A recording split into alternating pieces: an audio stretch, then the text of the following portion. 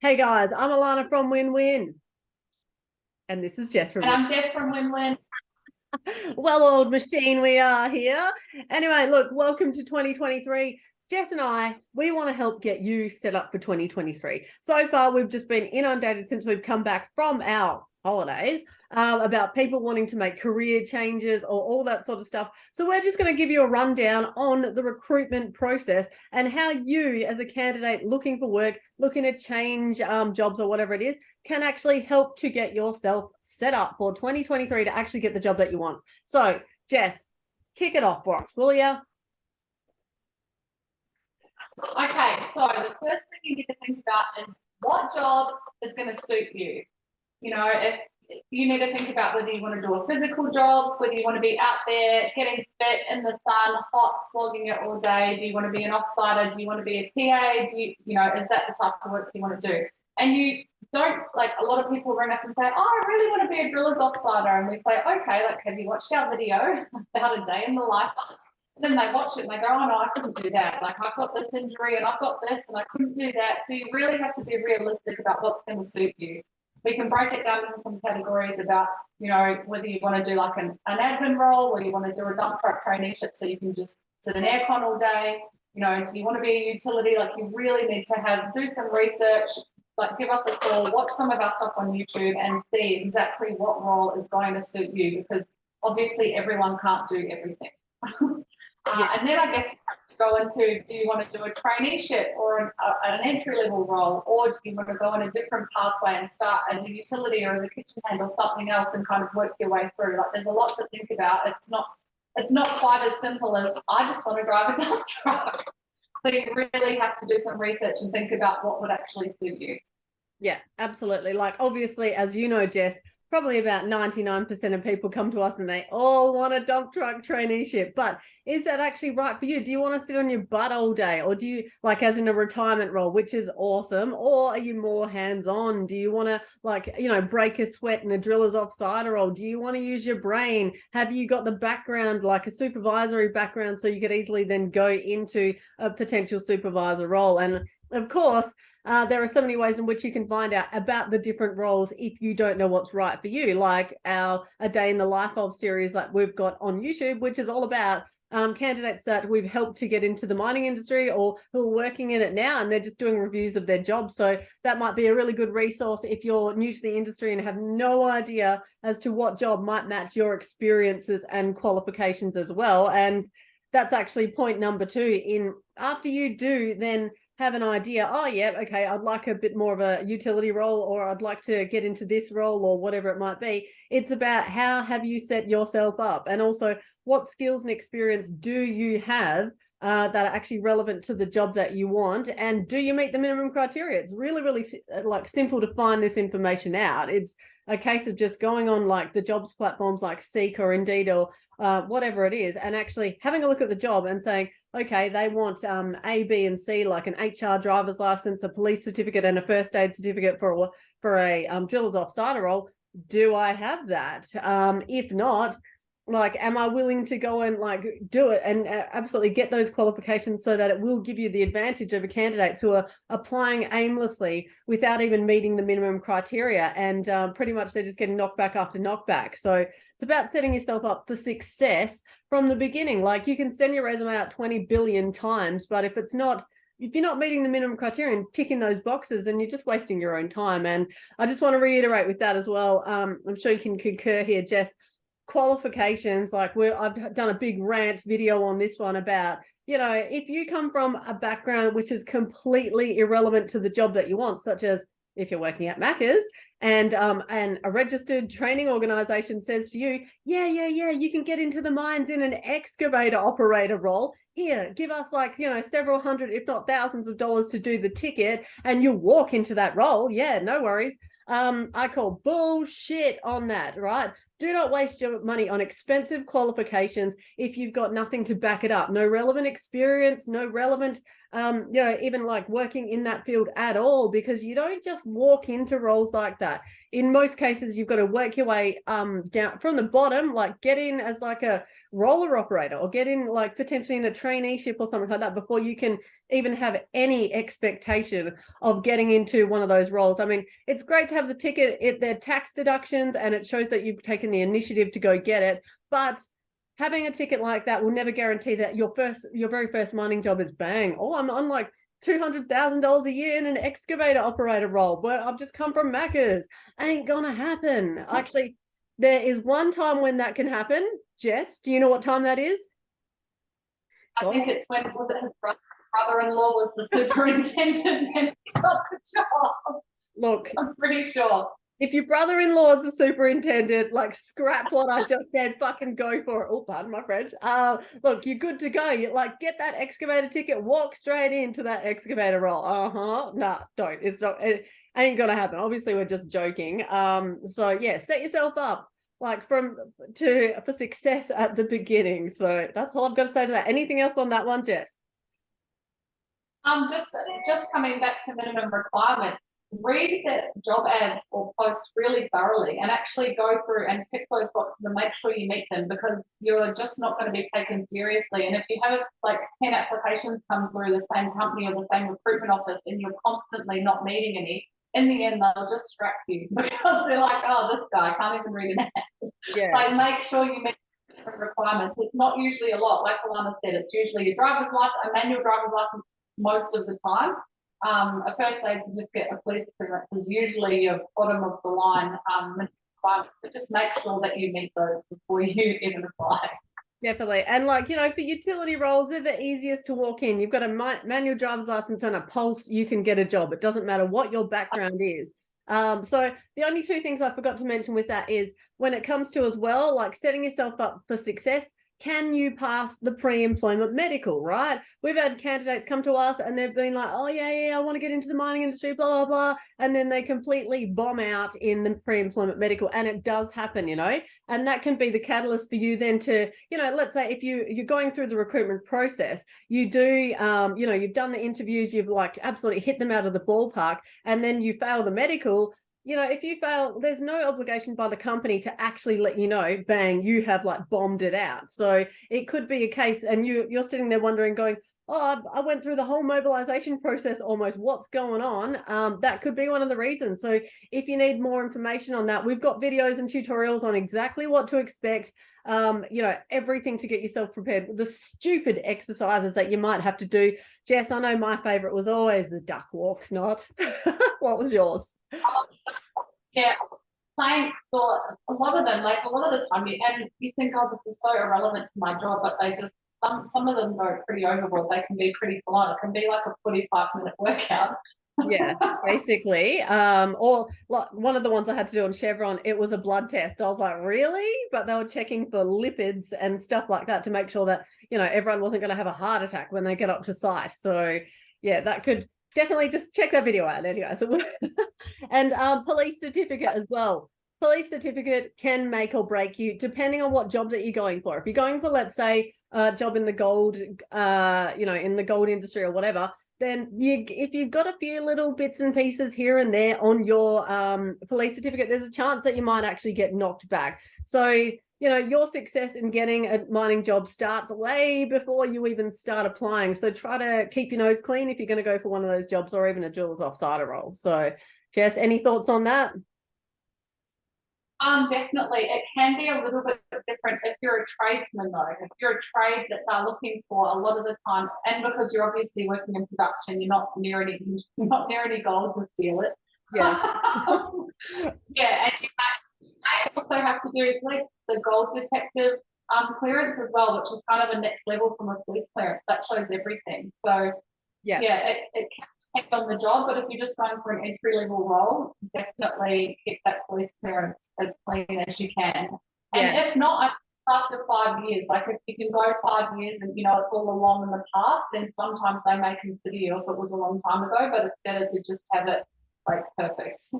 Yep, it's not like back in the day where pretty much like every Tom, Dick and Harry criminal was on the mines and like, hiding out there and stuff like that. Although, I don't know, it might be. I've seen, some interesting people out on site before, but yeah, look, just try to keep yourself clean and or your police record clean, should I say, so you can actually get one of these jobs if necessary. And same with the drug and alcohol test. Like, needless to say, I'm not even gonna go there. If you're doing that, expect a drug and alcohol test, because the minimum pre-employment medical that you're going to do is pissing in that jar. So if you fail that, then it could be see you later, doors shut immediately. So that's that on that one. No, just be better safe than sorry. Sometimes you'll get to the airport on this side of Perth and they'll do a blanket drug and alcohol test on everyone getting on the plane. So just better to be smart. If you want your job and you're serious about it, just don't party on the weekend. Yeah. Oh, behave. Anyway, all right, Jess, what's number 3 on our list? Next step is making sure that your resume is going to get through those sneaky ATS systems that we're always banging on about. This means they have to have a certain formatting, they have to have a special formatting, they have to have only certain colors will get through. Obviously, you all know about the keywords and terminology, but it has to be specific. And it's not just the certain words they have to get through, it's how many times they are through the document. It's actually really specific. It's how it's formatted, it's all the information. So if you don't meet that criteria in the ATS systems, you don't have everything that it needs, you're missing things, you've got irrelevant information in there, it will just spit your resume out, and that will be it. You'll be at the bottom of a pile somewhere and no one will even see your resume. No human will ever see your resume. Yeah. So it's really, really important. Definitely. And it comes down to a case of if you want to know whether your resume is performing or not, that's again dependent on what you're applying for, and also whether you meet the minimum criteria. And with the resume as well, a lot of people say to us within our resume division, oh, but you've repeated this point. And it's yeah, we've repeated it because that pushes your algorithm, aka your resume, up the algorithms, as opposed to somebody who's got that keyword on there once, or it's not formatted correctly, or they're using all these random different fonts everywhere, or they've got logos and graphics that are just basically getting them caused to get filtered out of the applicant tracking systems. And yeah, having used multiple applicant tracking systems, it's really easy to see. Now it's not even a case of running them through, it's a case of having a look at, and 5 seconds later or 2 seconds later saying, yeah, well, okay, we can see what's going on here. So if you're sending out a resume 100, 220 times and you're getting the same reaction, which is nothing, then basically it's the definition of insanity is doing the same thing over again and expecting a different result. So you've got to be wondering at that stage, what's going wrong? And it's quite simply, it's your resume. And a lot of people as well, I've seen resumes where you've got a personal summary down the left hand side and then job experiences down the right hand side. A lot of people don't know this, but within some applicant tracking systems, the really, really hardcore ones, they filter left to right, so they're reading a little bit about your what you've been, your profile, and then they're reading what you've been doing. So that's the way that they can work. So just be careful with some of these really fancy free online resume formats that you can get. And yeah, sure, not every company uses them, but 90% of them do. And the way that 2023 is going, it's going to be the year of AI to make things easier, aka more technology coming in that is just going to speed up the recruitment processes. So yeah, that's what we'll go on about that one. Anything to add? We obviously do a free analysis of your resume. If you're worried that it's not getting through the tracking systems, you've applied 100 times, you've applied 20 times and you've got no response back, we can do a free analysis. We can go through it. Just send us through your resume at info@winwin.com.au. One of us will go through it, analyze it, give you a call and have a chat and go through and see what we think and give you our advice on what you should do. And we've also got some awesome videos on our YouTube channel about resumes, about what could be going wrong, what fails you could be doing, and also, just how to have your resume awesome so that you are getting through and you're getting through at least to the interview process. Yeah, definitely. And I just want to say, some people out there are saying, oh, you guys charge too much, blah, blah, blah. Well, it's the difference between taking your car to the apprentice or to the mechanic who's been doing it for 25 years. There's a big difference, who's got all the tools and is doing it out of an actual workshop, as opposed to some random off Gumtree who can put 2 words together on a some random document that they downloaded off Microsoft Office or something like that. So, I mean, you know, when it comes to it, no worries. Like, I mean, for me, I don't give a shit if people want to use our service or not. Like, great. Our thing is all about getting results and having that knowledge of working within both recruitment and the mining industry. That's why we get results. So simply put, that's that. Anything to add on that, Jess? I guess it just comes back to, if you are going to get someone else to do your resume, go for it. But please ask them which ATS systems they have used. Like, which recruitment, you know, have they recruited before? Have they worked within mining before? Do they know the sites that you want to go to? Do they even know the role that you want to go to, or the equipment or machinery that you want to operate? Like, if they don't know, if they can't answer those questions for you, then please don't do it. You're better off trying to write it yourself. Yeah. No, 100%, you know, and that's like, you know, it's an unregulated industry where anybody with a laptop can say, oh yeah, I can chuck some words onto a screen, or you know, whatever it is, and then they go off and then you get no results, and you're one of these people sending your resume off like 100 times, and you're like, oh, what the hell, I just paid like $50 off some dude off Gumtree, and then now look at it. So I mean, it's up to you, like whatever. But again, as well, make sure if you are using like a company, ask them, one, like, what's your do you have an ABN? Do I get a receipt? Because a lot of people don't know, a resume is a tool that is used to assist you to gain employment. Therefore, it is actually a tax deduction. You should be issued with a receipt every single time for that resume, and that you can use to like claim on your tax. So it's an investment, and yeah, that's how you should be looking at it. So that's that. All right.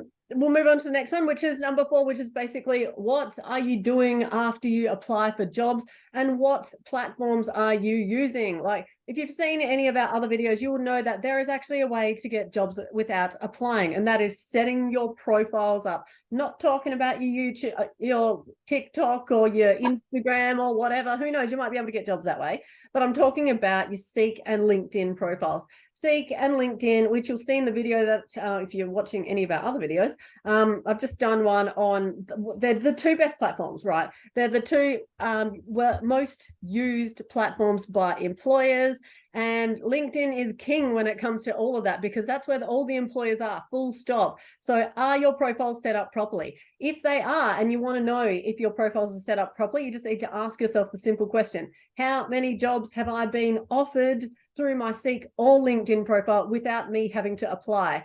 If the answer to that is 0, then you need to potentially get your profile, get it looked at by people who know what the hell they're talking about, aka us. We actually do Seek and LinkedIn free profile update, or not updates, oops, I'll take that back, analysis for people. We do pay, people do pay us to do their profiles, and we can get them 1,000,000% rated, as you can see from some of the testimonies that we've done by bankers coming to us trying to get traineeships, and bang, 25 minutes later they're offered two interview requests. It's that simple. So that's how you know.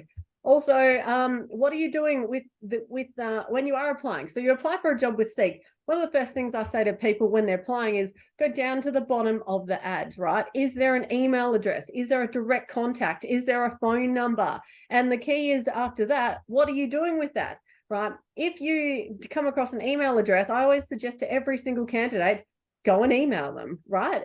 Double up on them. If you've applied for the job through Seek and you've got an email address, get that email address and email them a copy of your resume. Hey, how you going? I just wanted to submit my resume to you for the job that I just saw on Seek, blah, blah, blah. Do you need any more qualifications?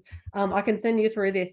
Contact them. Be the squeaky wheel. The squeaky wheel is what always gets the oil every single time. And I can guarantee you this: if you're a candidate who is sitting back applying for jobs, not hearing anything, and then you're wondering, oh, what's going on? It's because somebody else has applied for that job, and then they have harassed that recruiter into making them then and there look at their resume and their qualifications. They might have rung them and been shortlisted for the job before you go off and make a cup of tea after applying. So it's really simple. Like, to get jobs, it is actually a lot easier than what people might think. So that's what I'd say. And LinkedIn is a 10-hour video in itself. We've already done multiple LinkedIn videos in our YouTube channel. So go and check those out about how to get jobs without applying using LinkedIn. It is amazing. And if you're one of those people who've got a LinkedIn account, you don't know what to do with it, you don't know how awesome they actually are, or what you need to be doing to, one, get your algorithms pushed out again, get in contact with us. We can sort it out for you. So it's really easy. Anything on that, Jess? It just comes back down to the squeaky wheel gets the grease. Don't think of that every time. Like, what the worst thing they can say is no. Like, if you don't know them, don't be a people pleaser and sit back. Oh, I don't want to annoy them. Like, get out there. Like Alana said, go through those ads, find that direct contact. If there isn't one on the ad, Google the company and try and get through to someone in HR. You just need to hustle. You need to push if you really want this job, especially for traineeships or admin positions, which are few and far between, are so hard to get. You need to stand out. You need to make them remember you, and you want an actual person to look at your resume and know that they have looked at your resume. Definitely. So definitely, you just need to follow those steps and push. Like, if you really want this, then work for it. They're not going to come and call you up in your lounge room at home and be like, oh, do you want that dump truck traineeship? Like, you need to hustle. And if you're not good at that and you're not comfortable with that, we can help guide you through that process. We can help set up your profiles. We can make it as easy as possible as we can for you if you don't feel comfortable doing that type of thing, but you still need to make those calls. Yeah, and one of our packages, we actually give you copy and paste scripts so you can hustle without you having to hustle. You're just basically copying and pasting, putting your name on there, then connecting with the right employers who are easy to find. Again, a lot of people say, oh, but I can't find the right person. Well, you know what? You haven't thought outside the box. No offense, but somebody else would have thought outside the box, or they've come to us and we've told them how to think outside the box and said, okay, you do this, you go and find them here, and this is the copy and paste message that you send to them to be that squeaky wheel who's all up in their business. And people say, yeah, but you can't get a number for a BHP or Rio Tinto. Bullshit. Yes, you can. There are numbers. And we've had candidates, we've set up their LinkedIn profiles, and next minute they're getting headhunted by BHP for traineeships. If that's not you, then sorry, but our candidates, that's what's happening for them. So yeah, 100%, Jess. Good point. Anyway, number 5, Jess, talk to us about this one. Okay, interview techniques. I guess this kind of comes back to our favorite thing, which is the squeaky wheel. Interview technique. A lot of people struggle in interviews. Even people, we've had candidates that are super uber qualified, have had amazing experience in mining, and they're just going for a slightly different role, and they bomb out in the interview, or they don't feel comfortable, especially with the virtual interviews. A lot of people don't feel comfortable being on camera. It can be a bit more awkward than if you're in person. You can't really make the small talk like you usually do, so it kind of, you don't really feel like you can break the ice. But you definitely there's a few methods and things that we use, like the STAR method, to bang on about safety. If you've got nothing else going on, or you don't have any idea what, the questions they've asked and you're on the spot and you haven't researched properly, just safety, safety, safety. That's all they want to hear about. It's really important. Yeah, it's really important to look up safety. Definitely. And look, after interviewing thousands of candidates and working with candidates one-on-one to help them get ready, it's really, really simple to do a good interview. It's all about setting yourself up for success from the get-go, right? So you know what you're going to talk about, potential questions that are coming at you, and so then you can structure your answers in accordance with those questions to give them what they want. It's all about closing that gap. Let's say if you're going for a completely different job to what you're doing now, making a career change or whatever it might be, from, let's say, an accountant to a dump truck trainee, everyone's favorite. There are ways in which you can work out and think about, from the perspective of the employer, what do they need to see? What do they need to hear? What are some ways in which I can structure my answers so that it gives them that tiny idea that, yes, I'm able to pick this up quickly and draw similarities between your experience and the job. So it's really simple. Again, look, we've got a whole course on this.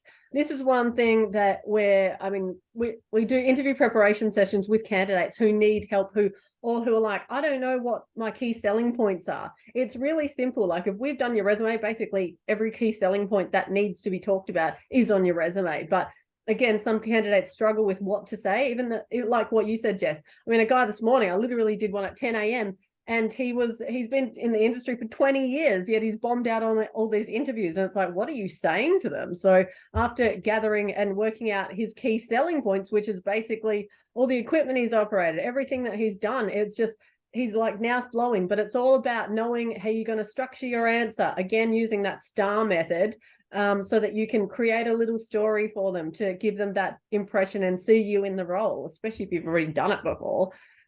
So yeah, that's what I'll say. If you need help with that, obviously just get or really anything that we're talking about right now. Literally, that is what we do through our career consultation division of the business. We work with the candidates because, you know, it's all good, well and good recruiting for like multi-million-dollar mining companies, but the candidates are the reasons why this business is what it is right now. Anything to add on interviewing, Jess? Just research the company, practice your answers, as silly as you may feel, really practice your answers and go through like 3 or 4 of your key answers and your selling points, so you have that as a backup for if they ask you something. Just put a bit of effort into it so that they know that you know what you're talking about and that you have come prepared.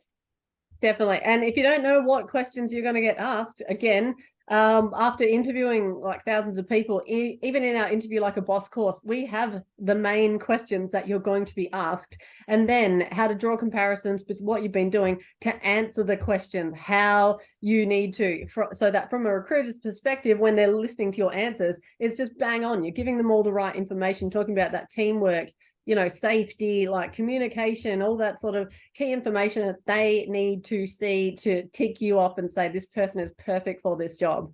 So yeah, that's what I'd say with that one. And look, the last point is literally on, you know, if you've done the interview and you've got the opportunity to make that follow-up phone call again, right?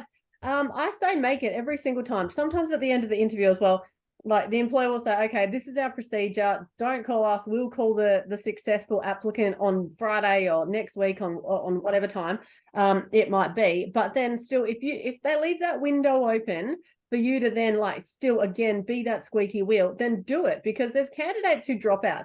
Candidates do the interview and then they go, oh, what? The money's only like $105,000 per year. Sorry, that's not what I'm after. Or what, the roster's not even time. No, that's not what I want. So it just comes down to a case sometimes of being at the right place at the right time. If you can set yourself up, if you interview really well, and then if you've got that opportunity to follow up afterwards, do it. It's the more that you can get in their face, the more successful that you're actually going to be at pretty much getting what them, or, you know, getting what you want in life. Anything to add on to that one, Jess? Yeah, I think you just need to be very clear at the end of the interview about whether you can call or contact them or not. You know, like, hey, when am I going to find out about this? Make sure they may not give you a day. Sometimes they're a bit vague about it, but a lot of the time they'll be like, yep, you'll know by Friday. And yeah, definitely do that follow-up call. Like Alana said, so many people change their mind, or maybe they've got another job and yeah, they've already gone off somewhere by the time, you know, they've chosen to do something else, or they've decided to go FIFO. Like, so many things can change. So don't just think, oh, well, that's it, and wait to hear from them. And it also, as a recruiter, you think that shows a lot of initiative, and, you know, you might call them and say, hey, how did I go with that? You know, like, have you chosen someone for the role yet? They might say, actually, we have, but thanks for calling, because I might put you forward for this other role since you seem so keen, like, and you interviewed so well, like, so yeah. Definitely always that call. And if nothing else, you may just build that connection with one of those recruiters, and they may put you forward for something else or call you when there's something else come up. Yeah, 100%, like spot on. And like I mentioned before, if you're a candidate and you're like wondering where you're at this year and you're wondering how you're going to get that job, basically this breakdown is exactly pretty much that's it. If you meet every single one of the criteria of what we just say and set yourself up properly from the beginning, there is no reason why you can't be achieving that dump truck traineeship or making that career change or whatever your goals may be. So if you need help with any of what we've just gone over through our career consultation division, that is what we do. We literally get people whatever job that they want. They come to us, say, help me to do this, and then that's what we do. So if you need help with that, contact us at info@winwin.com.au.